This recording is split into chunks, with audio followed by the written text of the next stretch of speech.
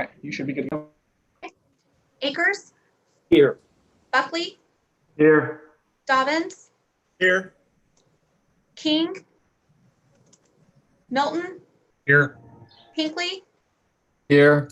Romine, Simmons,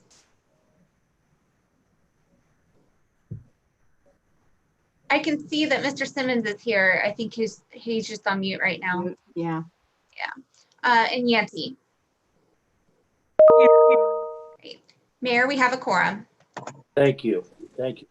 Begin with the regular reports, approval of minutes, joint budget and finance and capital improvement.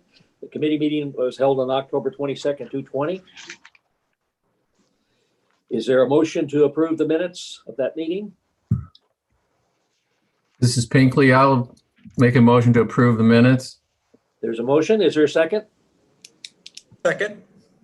There's a second. Any discussion? Any corrections, additions? All in favor say aye. Aye. Aye. Opposed, no. The ayes have it. Begin with the monthly sales and tax reports. And then Jamie, I assume this is where you step in. Yes, sir. That'll be Melissa. She'll go ahead and do her analytics first. Okay, thank you.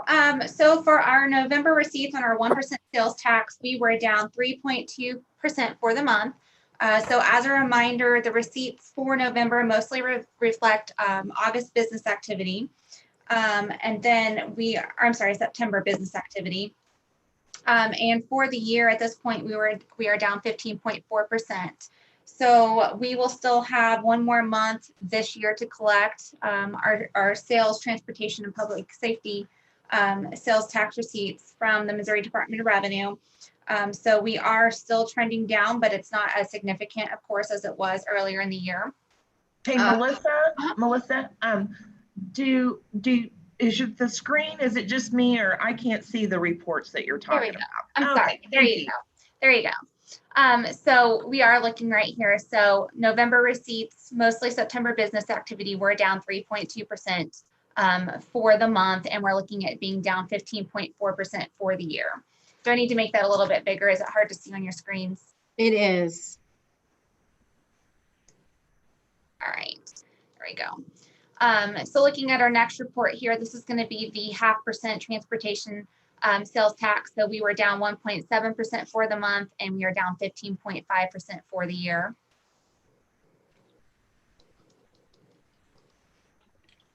Our public safety sales tax is going to essentially mimic our transportation tax. It was down 1.3% for the month and down 15.3% for the year.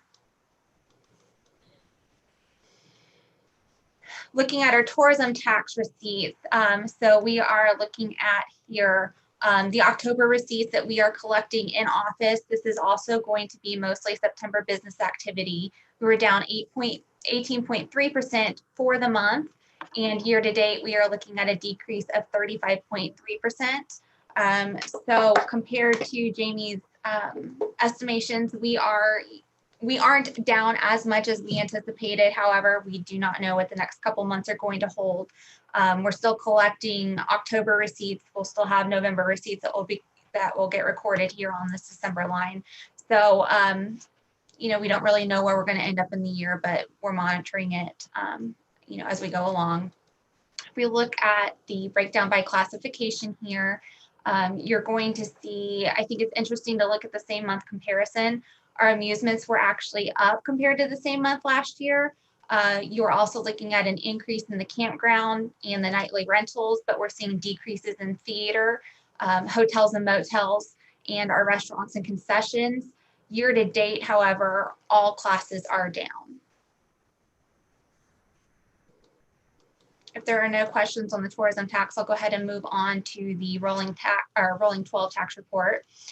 So here we're going to be a month behind on our tax collections just because we will still get more September receipts next month. But as of right now, we're seeing basically a decrease in business activity for every month from March through August. So our August receipts at this point are down 11.5%. And that's compared to August 2019. Our annual growth rate at this point. Sorry. would you elaborate, you said at the beginning, and I know we've had some questions about this here recently. Would you elaborate at why we're only doing August as of right now? A little bit more detail. Yeah, just so because they can be aware. yeah, so our November receipts, I said, were mostly September business activity, but just because of the processing with the Missouri Department of Revenue, the way that the businesses pay their taxes in, how long it takes for them to get processed, there's a little bit of a lag. So if I right now compared our September receipts to last year, it would look like we were down significantly. But we would know that we're going to receive another batch of payments basically for September next month. So it's just too early to report those numbers yet. Because of timing. Thank you. That was good. So our annual growth rate at this point compared to last year, we are down 14.7%. So I don't think that's a surprise to anyone given, the issues that we faced this year. So just as a reminder on this annual growth rate and even on the previous page, these get updated on a monthly basis. So if we get another large payment for August, that's going to be reflected next month, even whenever I report the September business activity. So these amounts over here and these amounts down here, of course, will change on a month-to-month basis. Now, the next report here, this column here is based off of our sales tax receipts. And what we do here is we just remove the amounts that are going to be restricted to TIF payments. So for the month, we're seeing a decrease of about $30,000 in spendable dollars. Year to date for our sales tax, we're looking at a decrease of almost $1.5 million. And then this report is repeated again for our tourism tax. So we saw a monthly decrease of about $200,000 in spendable dollars for our tourism fund. And year to date, we're seeing a decrease of $3.3 million. The last report here are going to be our monthly receipts compared to budget. Now, just keep in mind, this is the original budget. This is not the updated projections that Jamie presents as part of her budgeting process. So at this point, year to date, we're down 15.7% to what we would have expected to receive at this point. And our tourism tax is down 36% compared to budget. I know that I went through those really quickly this time. If anyone has any questions, please let me know. I'll be glad to go back up and if there's anything that we need to focus on.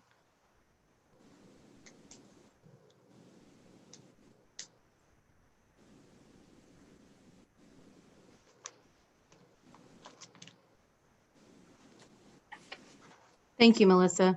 Welcome. Any questions or comments? Obviously, an unusual year, but I'm glad to be encouraged by some not dire as we thought it might be, and that we've gotten good reports. I'm going to be curious because the last week has been awfully quiet in Branson, how that's going to affect the revenues for that will get reported a little bit later on.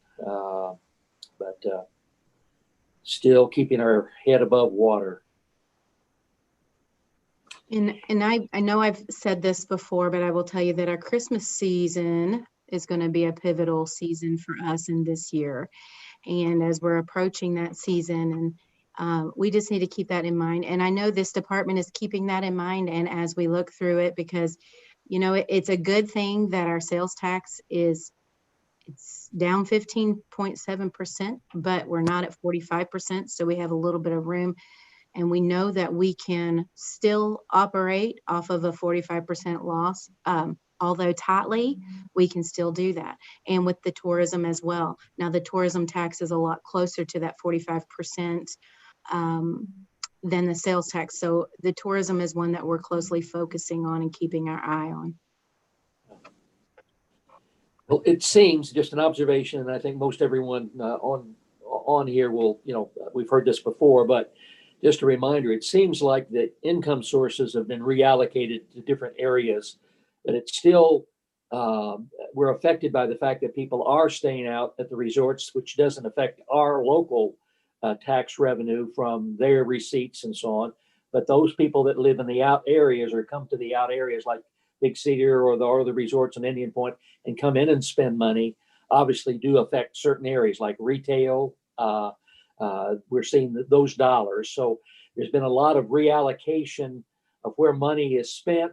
Some of it we can't collect tax on because it's outside of our jurisdiction, but some of it is we get a benefit of those people coming in to shop and do some of the other items that they would spend money on. So it's just been a very interesting year to see where the income comes from and how it's affecting us all. Yes, sir, certainly. And I would say going back to, I know I've heard Stan say this many times before, we need to look at diversification, that word diversification, because in this given year, this is a very good example of why we would like to diversify more than what we are at this moment. Are we ready to move on to the monthly financial report from the city? Excuse me, Michael? I just wanted to say that the year to date numbers for the theaters and closely followed by the hotels and motels speaks to, I think, what the mayor just mentioned. And those are substantial numbers for the tourism tax receipts. Mm-hmm. Extremely. So just wanted to comment on that. Thank you. Mr. Mayor, this is Pam. I am sorry. I just received a message and I am going to have to jump off of here. I'm going to try to connect from my cell phone, but I apologize. I'm going to try to zoom in from my cell so that I can finish this in the car, but I have an emergency that I need to Pam, attend. sure understand. Do what you can. Thank you. Okay, thank you. Ready to go to the city financial report, monthly financial report? Yes, sir. And I will try to make this fairly quick. Please just stop me if you have any questions at all. I'm happy to help. General fund, your revenues for the general fund as of the end of October 31st. I'll give Melissa a bit of time to get there. Yeah, okay. 15.5 million versus last year at this time, 18 million. A lot of the fluctuation is due in part to the taxes and franchises, which we've already talked about, so I won't elaborate on that. License and permits are down. Leases and rents are down quite a bit. I touched on that in our financial presentation to the Board of Aldermen. A majority of that is due to the percent of sales, but I will tell you that we did a lease negotiation last year. That's going to be an ongoing reduction of 80,000. And then we don't have the ballpark revenue in that category anymore. So that's going to be an ongoing reduction of 92,000. So about 172,000 of that difference is going to be an ongoing reduction. So interest income, although it is down, we are still well above where we anticipated. So we are looking at that also. The expenditures are 7 million versus last year 6.7. 500,000 of that, if you look at the non-departmental, we are about 500,000 over where we were this time last year. And that is, I'll give you a breakdown of that very quickly. The ballparks is 240,000 of that difference. We did pay an incentive fee to SMG of 126,000. That's different in that category. The housing authority was 39,000. And then we have that COVID line item where we track for the CARES funding. That's about 140,000. And I'll touch on that in my director's report and let you know the status of where we are with all of that as well. So about 500,000 of that difference in expenditures is what I just laid out for you. So bottom line is our revenues are about 450,000 higher than our expenditures for the general fund. And we're sitting at a unreserved fund balance of 6.5 million as of the end of October 31st. And that is the general fund. Does anybody have any questions on that? Okay, so I'll move on to the public safety fund. The public safety fund as of the end of October is at the revenues are at 4.5 million versus last year at a little over 5 million. We did, if you'll look at the intergovernmental line, I always look for anomalies and things that I want to identify for you all. The intergovernmental line, 357,000 in this year versus last year's 102. The difference being we got $314,000 worth of SCBA grants, which is fire department equipment, and outdoor warning sirens of $27,000 for grants. So that's what makes up that line item. It's just a difference in the grant monies. And you'll see that in the expenditures down below where they have already expended that money out. So that'll give you just a little bit of sway. If you reduce that, we're a little bit closer. The expenditures are at 9 million versus 9.8 million last year. I will tell you in 2019, we bought a fire truck, $1,075,000. So there's a swing there as well. Okay. And so right now, as of the end of October, we're sitting about $500,000, a little more than $500,000 revenues over expenditures, and about 357,000 of that is those grants. Okay. Is there any questions on the public safety fund? Okay.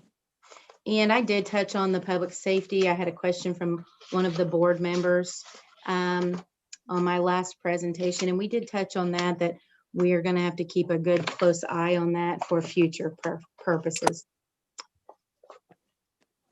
Is there any questions right now on the public safety fund?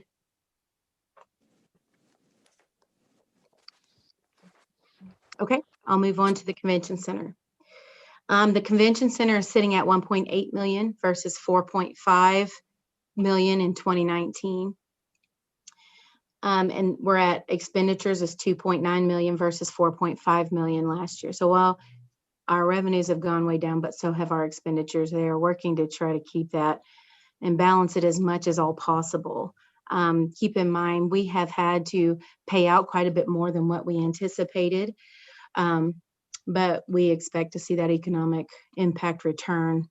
And so we have paid out $614,000 from the general fund to the convention center, $122,000 from the tourism tax. And then if you recall earlier in the year, there was about $204,000 that was sitting in the cash reserve on our books from our transition several years ago. We put it into a reserve.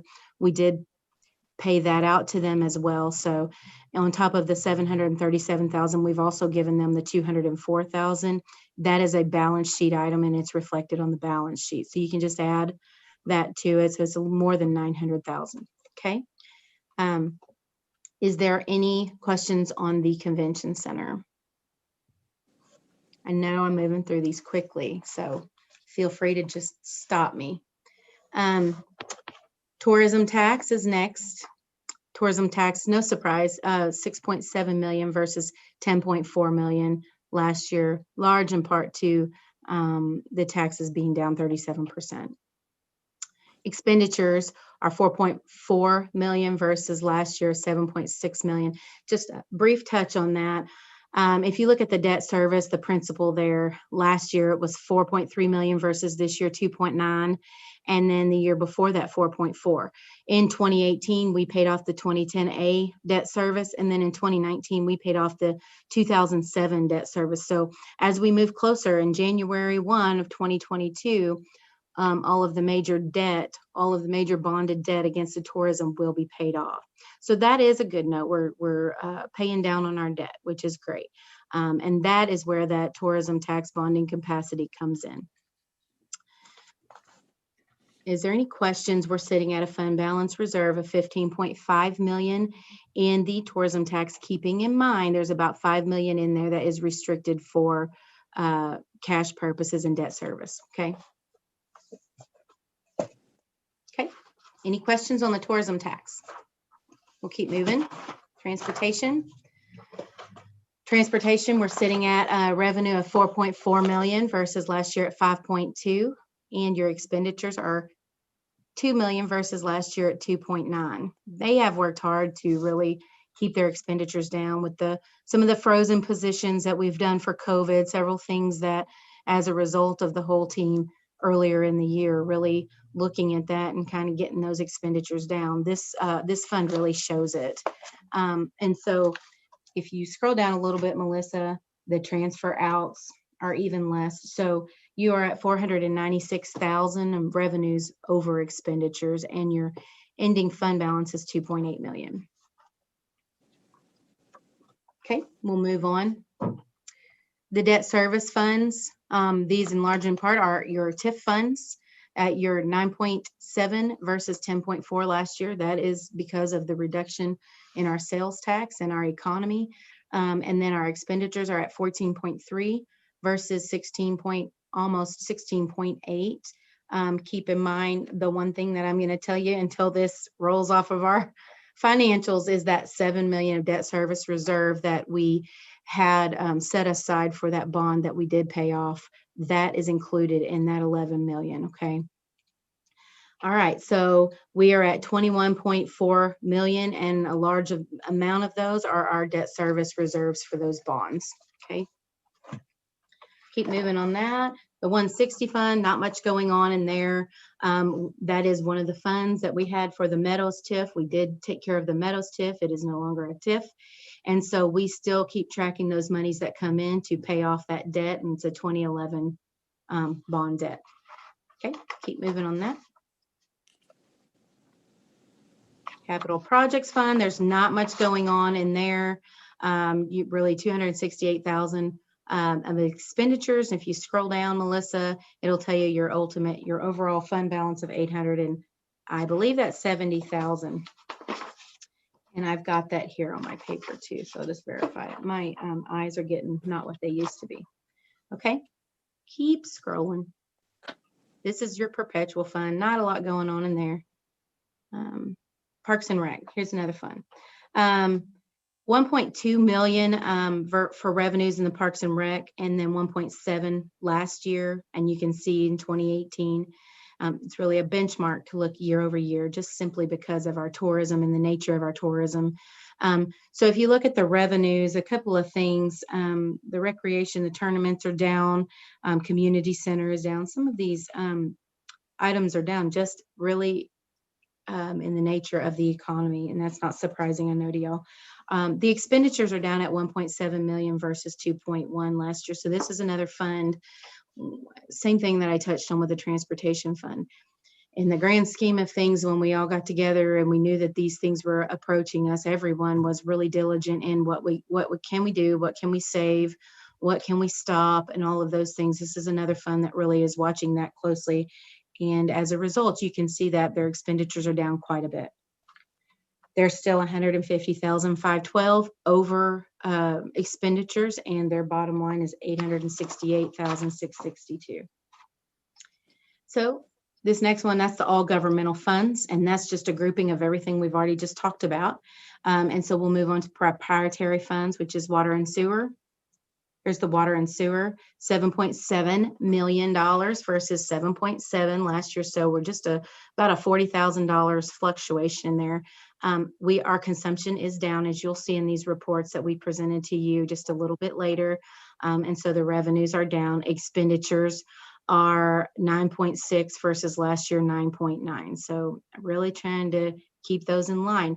Here's what I should have said at the beginning. If you think about the expenditures, and a lot of these expenditures are either right on the mark with last year or down, think about this. We were still able to give raises. We still had some insurance increases. We still had some work comp increases. So with all those increases anticipated and involved in these expenditures, keeping the expenditures down, know that we had to go in and really do a detailed look at what we were going to have to stop and what we're going to have to remove. And that is on part everybody in every department looking at it and really keeping track of it. Okay. 62 million is the bottom line. And I sent this out to y'all when I sent the budget, I believe. There's a breakdown of that. What I want to say, and we've had some questions about this in the past, that 62 million is not cash available. A majority of that 62 million, everything except for around $4 million is assets. Okay, so the only way that amount would be spendable is if we sold everything we have. So that's not realistic. The cash available is right around $4 million. You can look at the balance sheet for that. But if you're looking at the fund balance on water sewer, I always want you to keep that in mind, that it is not money that's available for spending. Okay. Is that a depreciated asset balance, Jamie? Yes, and you can see up, we have depreciation by category, and it'll show you the month and the year-to-date depreciation up there. There's 4 different, it's water, sewer, different categories for depreciations based on the assets and where they belong. Okay, thank you. You're welcome. And then this is your capital fund. There is not a lot going on in here. If you recall, we had moved over the years, several years ago. I touch on this all the time, but I just want to keep it front and center. Several years ago, we used to do the capital that was approved in the budget on a straight line. So we would just move it on a monthly basis over here. What we discovered is that all those projects aren't able to get done for some reason or another, timing and all kinds of things or anomalies, excuse me. And once we put it in there, we can't transfer it back. So what was happening is some of these projects were not getting done or getting canceled, and we were building up a balance. So a few years back, we started only transferring the capital dollars. So. I'm sorry, somebody say something? Okay. We started only transferring those capital dollars as the project was moving forward and as we were expending that fund. So as to not build up this huge amount in the capital fund when we needed it elsewhere. So you'll see the fund balance there in the 145 is about $7 million. Those have earmarked projects, but we'd have to go back and look at those projects. Mike's already, he already does that. Is on top of that. Which ones are we going to do in the future that we've pushed off, etc. Okay, so keep moving. Then this is the 146. This is really for small capital dollars. Is part of the water sewer. So we can keep moving on this one as well. And then you're going to see the internal service funds.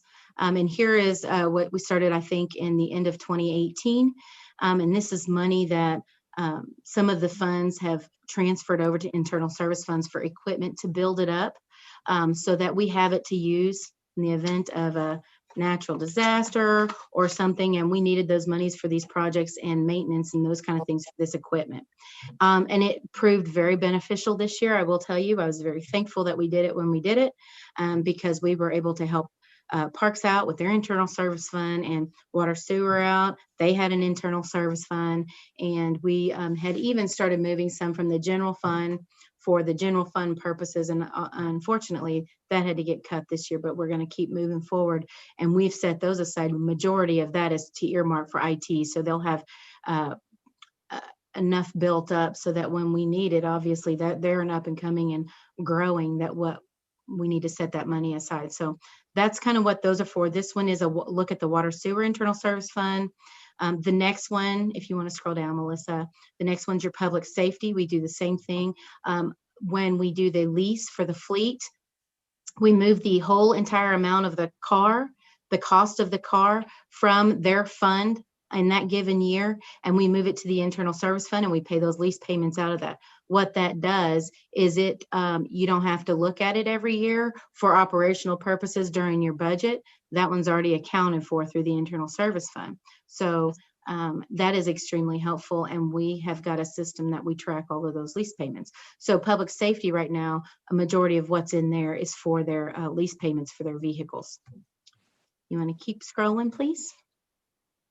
Thank you. The next one is parks. I touched on that a little bit. They have about 135,000 left in there. One of the things is, as we're looking at the CARES funding, we're in phase 3 right now.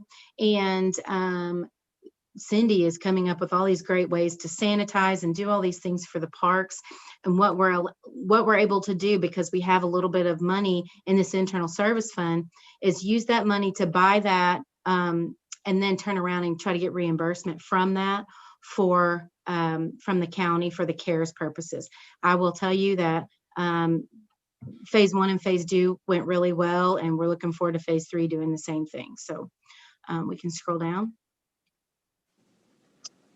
This is transportation, same thing. This is for their lease vehicles, a majority, but we put a little bit more money in that every year so that we can account for some of their large items as well as in the future. It's just basically a savings account, saving up for what we know we're going to need to take care of in the future. You can keep scrolling. And then this is the general fund, the one I talked about a little bit earlier. We have about 99,000 in there. We do have, I think, 1 or 2 car lease payments in that, but the rest of that, we are setting aside and building up. Okay, keep moving. Okay, and that's your financials. We can keep scrolling down. Unless there's any questions on those financials, this is your cash by fund report.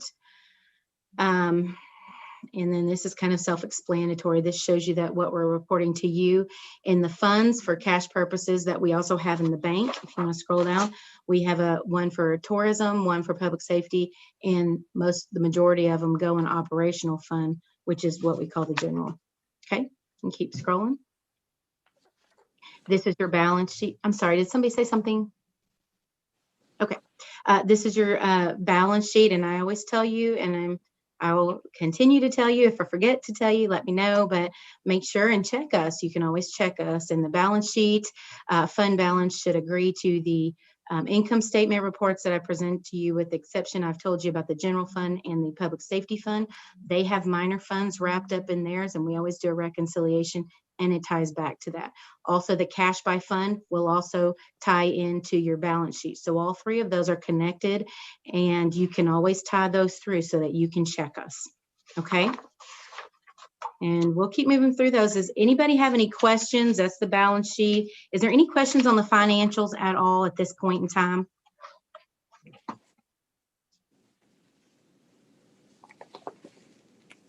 Hey, I have a question for you, Jamers. Certainly. On the capital, I remember a couple of meetings back, it was noted that the capital projects were going to be put on hold for pretty much indefinitely. Is there a crystal ball that says when some of those capital projects might start peeking over the rainbow? Well, I mean, we all have our own crystal balls. However, what I will tell you, we're watching it, and at the end of June of next year, we're going to reassess. So while we weren't able to do a lot for the budgetary purposes for 21, strictly because 21 is going to be an anomaly. We simply just don't know how it's going to go, and we needed to be conservative in our budget. What we have said is at the end of our audit for 2020, which is June 30th, and they'll present it to you by June 30th of next year, we're going to go back in and reassess how the first year went, how the first of the 2020 went, and look at it to see if we can free up some of those monies and allow some of those capital projects and stuff that we know that were needed. Meantime, those are one-time expenditures, and those are low-hanging fruit to where if we need to continue operations, we have to keep those at a minimum until we know how our economy is going to go. Does that make sense? Yes, ma'am. Okay. Did I help answer your question? Yeah, it kind of seems like with the thumb in the air, it's kind of like 2022 before we're going to start seeing any activity, I would guess. Well, that is a good statement, because I would assume it's going to be the latter part of 2022. We're going to start picking back up. I mean, I've done a tremendous amount of reading on the economy, and everybody has their own opinion, and a lot of them can base it off of different facts and different things that if this happens, this will happen, those kind of things.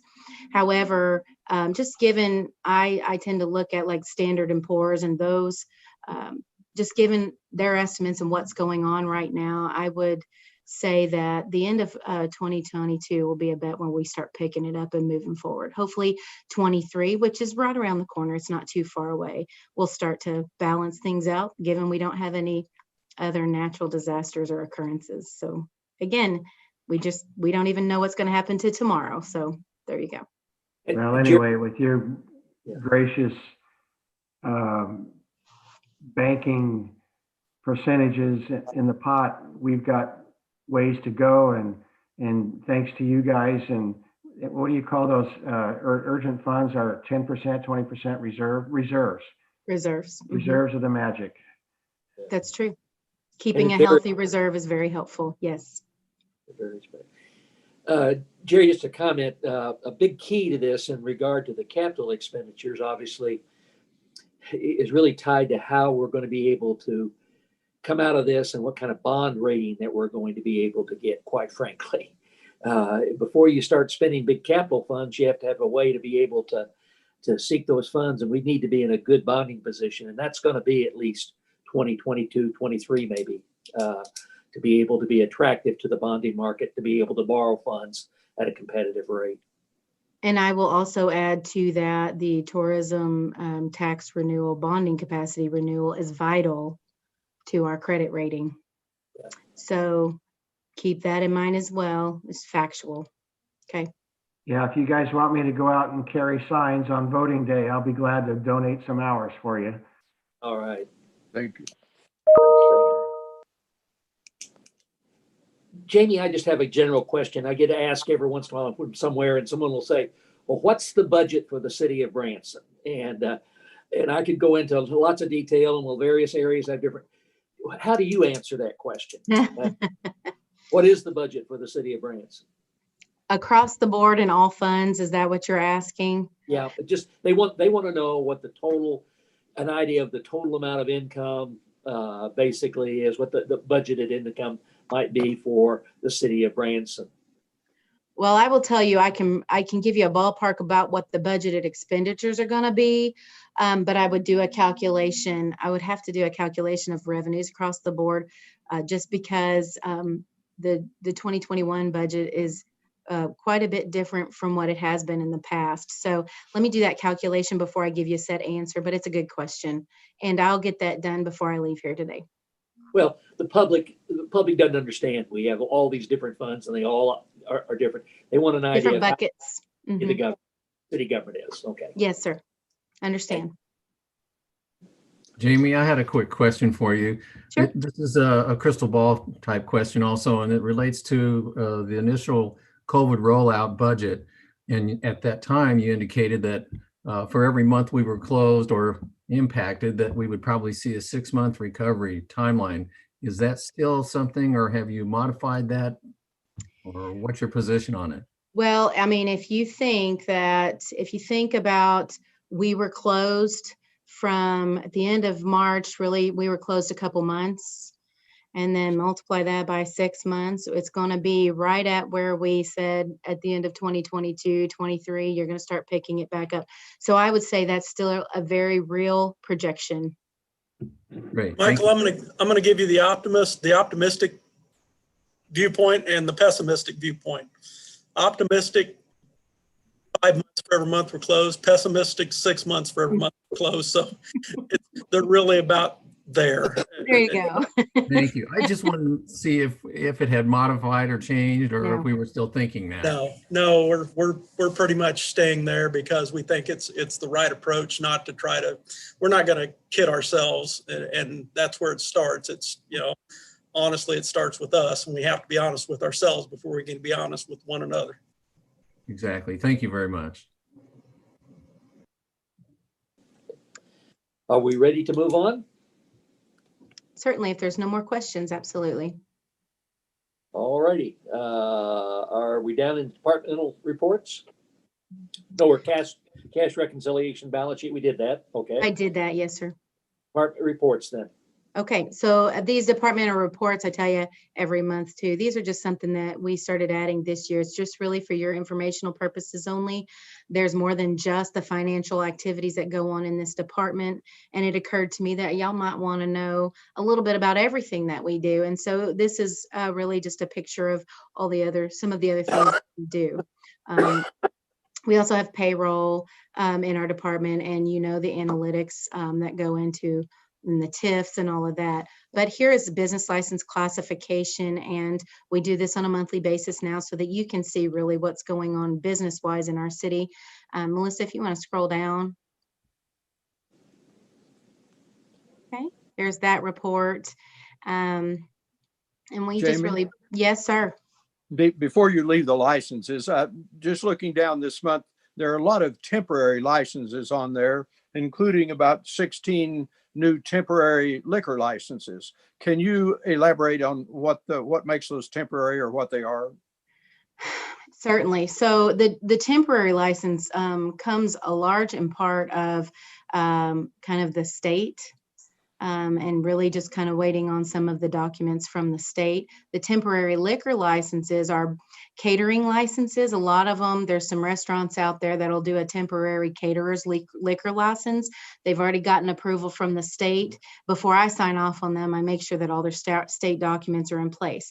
Now, some of the other temporary licenses, the Department of Revenue kind of shifted some of those deadlines. So like for the liquor, they shifted their deadline this year by about 3 months. And so we would have to, because our cutoff date was June 30th, we would have to issue temporaries in order to meet up, because we knew that the state was running behind in it strictly because of COVID. And so the same thing with like our lodging turnaround time was November 1st. The lodging, the state did tell us that they're kind of given a fluctuation of the end of the year for that. And so you're going to see some more of that coming ahead, because what will that do is we'll have to issue temporaries so that we can keep track of what documents, if some of the businesses are missing some documents. Most likely it's their no sales tax due, or some of the liquor license due from the state, those kind of things. But we're talking to the Department of Revenue, and I almost have to talk to the Department of Revenue on a weekly basis for some other things as well. So anyway, but that is in large in part of what's going on there. Does that make sense? Certainly. Thank you. I appreciate it. You're welcome. So Melissa, you want to scroll down to business license, and then here's your year to date. We also do procurement in our office, and I think Ryan, we had a new procurement officer that started at the beginning of this year, and I think he's just really doing an amazing job. And he put this spreadsheet together for me, and he keeps track of it all. Not only does he keep tracking of the procurement and all the side of the procurement and the laws, but he also ties it back to budget, and he also really holds accountable. Well, you've got this much budget, you can't do this. But he is just really surpassing my expectations, which I'm very thankful for. He really put the electronic bidding and those kind of things into place as a result of COVID. So we're moving forward, and I'm thankful for this report. If you have any questions, please feel free to ask on this as well. Okay, Melissa, keep moving, please. Thank you.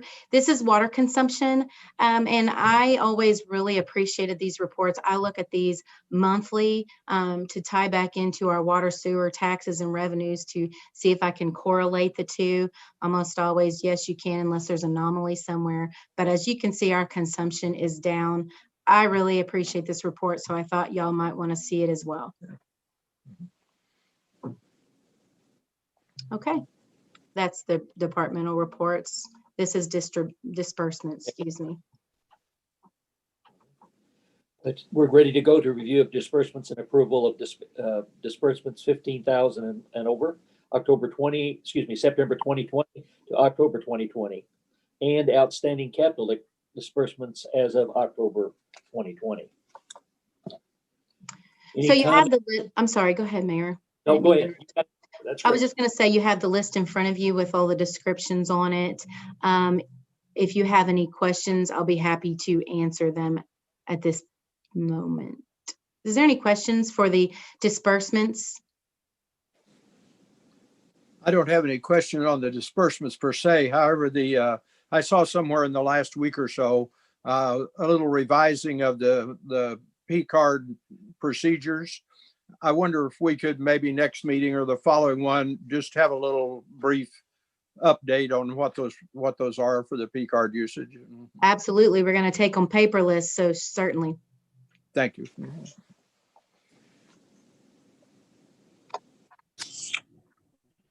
If there's no questions, we do need a motion on this. This is Pam. I'll make a motion to approve. Thank you. I will to approve the disbursements. Is there a second? Second. There's a second. Any discussion? All in favor say aye. Aye. Aye. All opposed say no. The ayes have it. All right. Ready to move on to the next item on the agenda, which is discussion of contract for sale of scrap material. So engineering and public works were unable to attend today, so I told them I would do it. Keith did a great memo, and just really identified it for you. So they did get phone bids. There was their bids. They went with the highest bidder to give us the most revenue. That's really much the gist of it. We're selling our scrap to get money, which I think is great. I believe it's Hollister Recycling that the bid is going to. Is there any questions on that? I'm sorry, go ahead. sorry, Jamie. I just wanted to comment. I thought it was interesting that two bids were the same price and they were not at all the same in what was required on the part of the city. Yeah, With Hollister being the best choice, of course. yes, yeah. Thank you. Do we need to take any action on this? This is really just acknowledge receipt of, because really we use this committee for oversight for everything financial and revenues here, the revenues here. We take any revenue contracts before y'all, so y'all can see it before it goes to the board. So it's just acknowledge receipt of is all we need. That's it. I recognize it. I was going to do that, Stan. I'm sorry. I told you I haven't had my tea yet. I'm kidding. Let's see, are we to scrap this now and move on? All right, the next item is presentation of CID budgets. Okay, so every year the CIDs, the different CIDs that we have, present their budgets to us, and we present them before the finance committee, and then they go to the board in the form of a resolution. You have before you the 76 CID, and that's their budget. And then you have the Branson Hills CID, the Branson Hills Infrastructure CID, and the downtown CID. We're missing a few, like the Commerce Park CID and the Forsyth Street CID, which is there, but there's no activity on. And then the new CID, I believe it's called the Fall Creek CID. We did not receive financials or the budget for those, but what we did receive, we wanted to bring before you all, and they will go before the board as well. Just so that you know what happens, these are given to the clerk. The clerk gives them to me, and we go through them, and I go through them and ask any and all questions, and then we present them before you all once those questions are resolved, and then it goes to the board. So it's just part of the CID process and how we have to do it. Is there any questions at all on the CIDs that are presented before you right now? The only Jamie, comment did you have- that this is there, Michael. I'm sorry, go go ahead. ahead, Michael. I just wondered, Jamie, as you reviewed these, did you have any issues, concerns? Not for the 76, because we at this department put those together, and then we take them before the 76 board and they approve those. Branson Hills, the CID, it's 0.5%, and we can, a lot of what we can cross-reference these back to the sales tax that come in and really do our own calculation and do a little bit of audit, and the infrastructure as well. The Branson Hills infrastructure is a bit of the property and the special assessment out there. So those I don't. The downtown, I've had a few questions on going back before the years, just simply because the disbursements, really when you balance a budget, you balance it to your operating receipts and then your operating expenditures. And then once you have a fund balance reserve, and it just, for me, it looks and it appears like they're using their whole reserve and their whole receipts, but they always have an amount left over at the end. So that's maybe just a unique way of doing it, but it works for them, and they take it before their board. So I'm just drawn accustomed to that over the years, and they track it pretty well. So I don't have any questions on these per se. The Commerce Park, we go through, there's quite a bit of debt that's held against that. So we always look at it, but it's been a really big challenge trying to get documents from that CID for quite some time. So that's really only my only questions there. Thank you, Jamie. Appreciate your efforts. You're welcome. Any other questions? Just a quick question, Jamie, on the 76 CID. Funds have started being collected when on that? When will we see those results? Okay, so I talked to the CID board about this the other day. The funds started being collected September 1 for the whole annexation. Is that what you're talking about? The additional of the annexation? So September 1. And so the November tax reports, we've already gotten the November in. So the first week of November, we've already gotten them in. And there's a fluctuation of, I believe it was 36,000, what we're used to seeing on a monthly basis. In November, it was 193,000. So that is quite a bit difference. And you can see the adjustment of the whole annexed area. So you'll start seeing that on the reports. So it was the November, so that's September. So you'll start seeing them here when you get the November financial reports. Thank you. Okay. You're welcome. Ready to go to project status report? Absolutely. Melissa, we don't need a motion or anything for the CID. It's really acknowledgement as well, isn't it? No, it's just an acknowledgement that they've seen it. Okay, I thought so. Thank you. Okay, so the project report, there's not a lot of activity going on. But again, we like to keep it in front of you because eventually there will be. This is where the CID will come in and pick up with the 76, and we'll be tracking that as well. Just know, Mayor alluded to it a little bit earlier that it would not be feasible for us to go to the financial market until about mid-year of 2022 at any rate. So there's probably not going to be a whole lot going on in this area, but we're still going to keep this report. Even if it changes by a few dollars, we update it on a monthly basis just so you can see it and have knowledge of it. Is there any questions on this as well?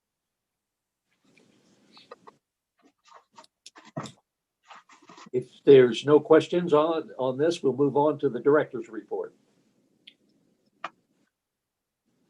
Okay, so I have just a few things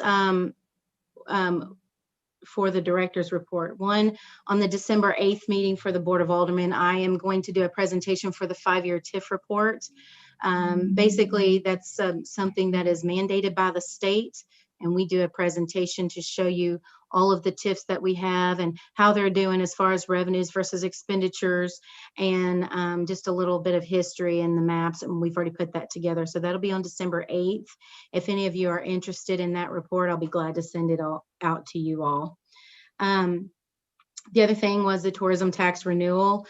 We did get approval from the board to put it on the ballot, so that will be on the ballot in April. There's so many things I could say, and I'm not going to say all of it because I just don't simply have the time, but it's vitally important to our city that this renewal takes place on so many levels. So anybody that can help would be very much appreciated to get that message out. The next one is the incentive review for the convention center. We're going to try to do it on this meeting. However, we didn't have all of the documents. So I would like to, if y'all are open to it, before December 19th, I was going to try to ask you if you had December 17th or 18th available, if we could come in, just do a special meeting and do this incentive review for the convention center. Keep in mind, that's for 2019. We're doing it so late. I realize it's late. It's late because we have to wait until after the audit's done and do it after the audit is taken place, and the audit was late. Because of some of the other things that, one, it took us a little bit to get an auditor selected, and then COVID happened and we had to rearrange our schedule. So those are the reasons why it's late, but however, we want to make sure and get it done. So I would like to be able to present you the packet ahead of time and just maybe take an hour or two to review it and give your thoughts on it. Are y'all open to that? Yes. Okay. Anyone have any heartburn? This is Larry. Do we, on my schedule, I'm showing December 17th, we have a study session. Is that still on? If we're going to do this on the 17th or 18th, we just may want to work around that if that's still on the schedule. We have nothing on for the study session for the 17th, so I think Lisa is getting ready to cancel it. So Okay, thank you. might be a good day, actually. Okay. So if all your schedules work out, how about the 17th at 10 a.m.? Does that work for all of you? Works for me. Okay. Sounds like it. For me, Okay. Okay, so that's what we'll do. I put a lengthy memo together and I show you the categories. The categories have changed as of December 9th because we did a new contract. So the category is a little bit different. I've reached out to the convention center, asked them for their survey results and all of those kind of things so that you could have that information to make a good determination on your scores for those. So I'll get all that out to you hopefully a week in advance so that you have plenty of time to look through all of that. The next thing I wanted just to inform you about is the new software. So as a result of the CARES, some of the CARES fund money, we were able to do some new modules here in the finance department, which I'm very thankful for.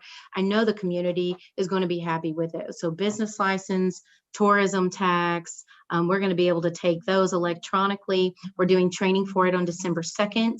And we're also going to have an employee self-service module, which means we don't have to print direct deposits and those kind of things. The employees will have their sign in and they can go on and get any and all of their information off and their direct deposits and all of that. So we're going to be saving some money with printing checks and printing direct deposit slips. And we're going to be saving some time and trying to really move our department as much as all possible electronically, which we've had some requests several times over the years about wanting to be able to, file their tourism taxes electronically and stuff. And this will accommodate that. So we're very excited about that. Again, we're going to be doing the training on that, on those modules for December 2nd. They're already taken care of. They're already paid for, and we're moving forward with that. My goal for them was to have it all in place by January 1. And so they're moving toward that direction. So I'm thankful. Just wanted to let you know that we are trying to make some progress. The next and the last thing is the CARES fund money. The first phase was a little less than 20,000, and we were approved for all of it except for about $400. And I reached out to the county and they said it's already gone to AP, so we should be receiving that check very shortly. I did get notice, I believe yesterday, through some conversations with Jonas and Melissa Duckworth, that their committee has already approved all of phase 2 for us, and they have presented it to the commission to give us the entire amount of phase 2 that we submitted.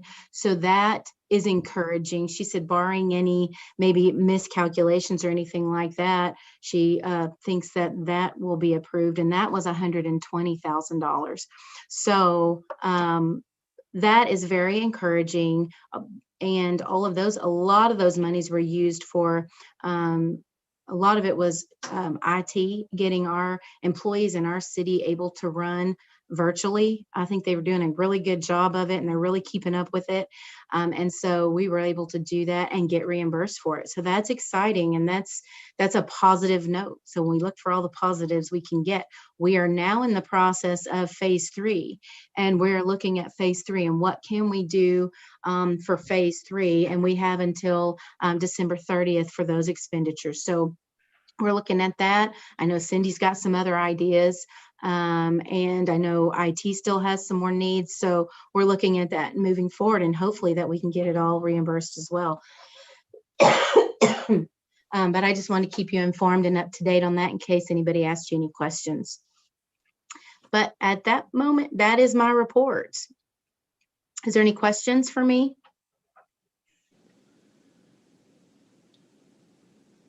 Thank you, Jamie. Very thorough report. Is there any comments in general? Does anyone have any questions or anything they'd like to ask? Mayor, this is Larry.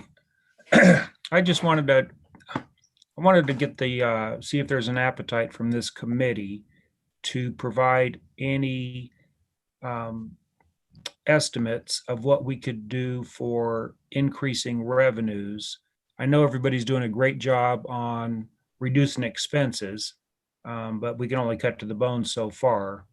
And so looking at the other side of how we increase revenues, and I've proposed to the board unsuccessfully to try to address the event fees and licenses. And what I was trying to explain was we want to, our city is better off with the more events we can have. And it was at the last minute, I did some quick math and ran a few things by Jamie. But an example I used was if we brought in an event that had 5,000 attendees, what that economic impact would be for the city. And generally speaking, it was, and Jamie, I'm with you, I don't know what numbers to use, but using the CVB's numbers, that $306 is the average per spend per trip for people coming to Branson. An event of 5,000 people, that would generate $1.5 million in increased sales to the city, meaning 1.5 million would be spent on lodging and retail and restaurants and everything within our city. And obviously that's a boost for all of our businesses. And then coupled with that, the increased tax amounts that the city would receive. So increasing our revenues and supporting and helping all of our business classifications. I just didn't know how this committee felt of asking Jamie to come up with some estimated impacts of how events would positively affect our budget. So we can use that information. I don't know if somebody else is trying to talk. And so let me just throw it out at that and see how the committee feels.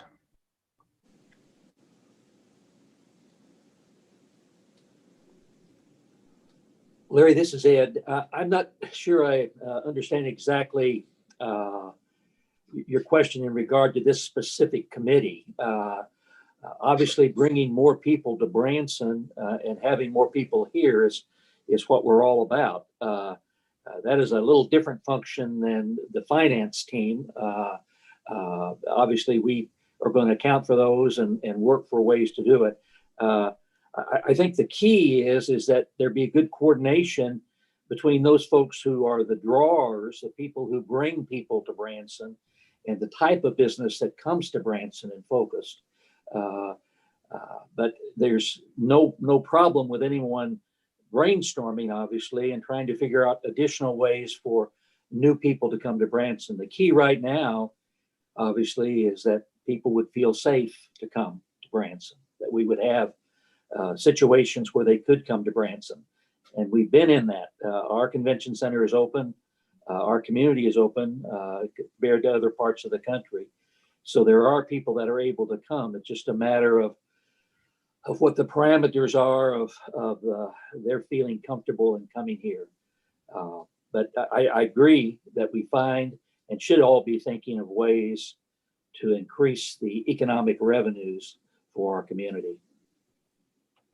Okay, and I guess specifically, I just think that's very important for our city budget, our revenues. And so I was discouraged when the board voted to increase the event fees. For example, I don't have it in front of me, but I think if there was an event of 5,000 people, we were increasing the event fee from $110 to $500 and something. And the rationale behind the increased fees is to increase our revenues to offset the additional cost for the departments. For example, we have an event and we may have more police required or overtime. And so I was just viewing it as, instead of increasing event fee from $100 to $500, which in my opinion discourages events to come to Branson, if we were more mindful of what the positive economic impact was. And that's why I was asking this committee, because it would be this committee, I think, providing the facts and data to the board instead of these numbers coming from me. My voice obviously is the minority. I just thought that if there was any any appetite for this committee to be able to provide some statistics or facts, solid estimates that maybe the board would have more information to make decisions on.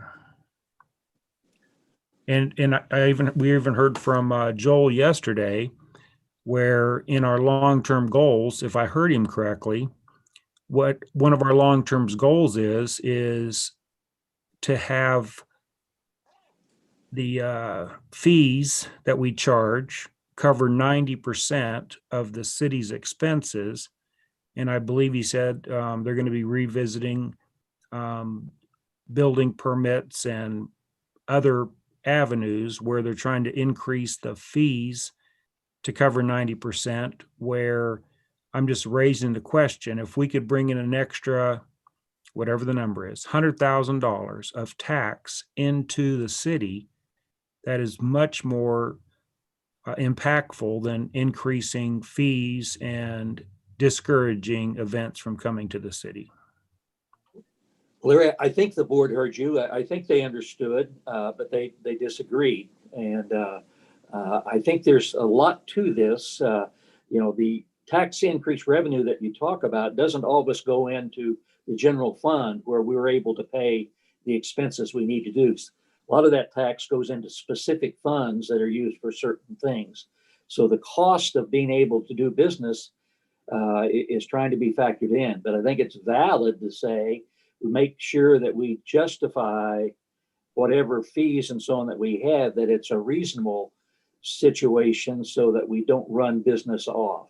And but I think it's a little more complicated, and it involves a lot more thought.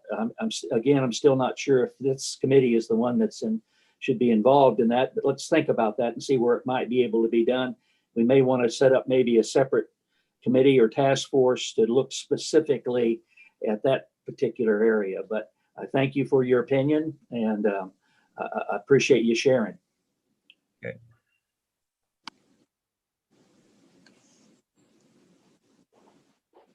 Any other? Ready for a motion to adjourn? So moved. This is Motion. Pam. I'll second. Second? Got a motion and a second. All in favor say aye. Aye. All opposed say no. The ayes have it. Meeting adjourned.